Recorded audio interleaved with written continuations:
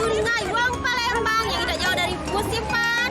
Nah, sekarang Cak Seti berada di Dapur Cinta. Cantiknya nah. Jadi di sini selain menjual menu-menu khas Wong Palembang, Dapur Cinta ini juga dia menjual suasana yang sangat luar biasa. Jadi inilah bisa jadi ikonnya Wong Palembang.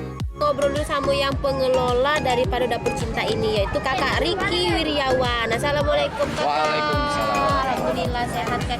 Kak, memang kata budak zaman sekarang cozy-nya dulu sih.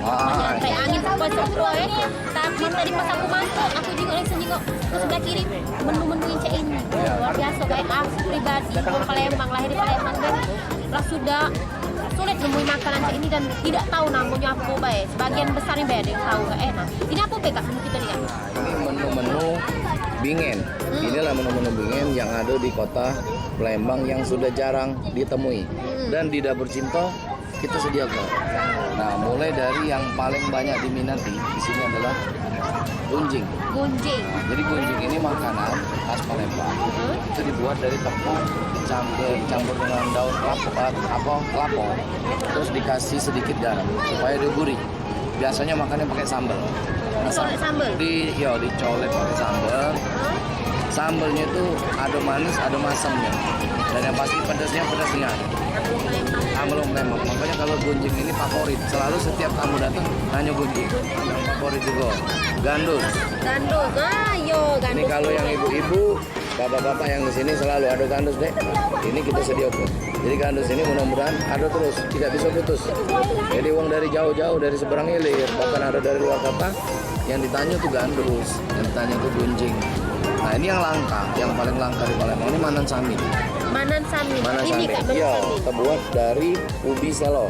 Ubi selo. Ubi selo warna kuning.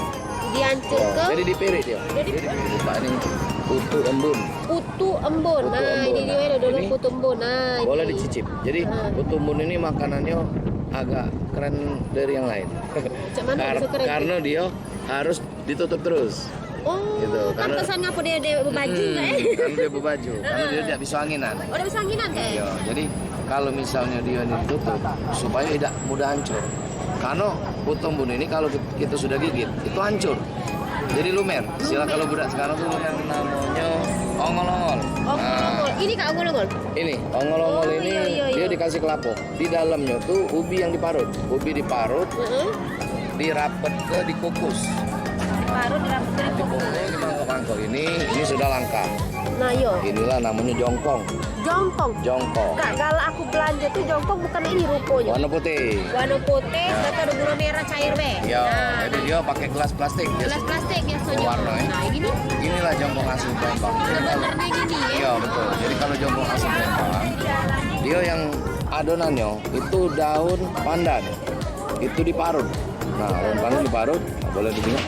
Lagi dikasih tepung, dikasih dengan tepung menyatu. Jadi warna hijau itu bukan dari pewarna buatan, melainkan dari daun pandan. Cek, aku udah ngabisin menu ini.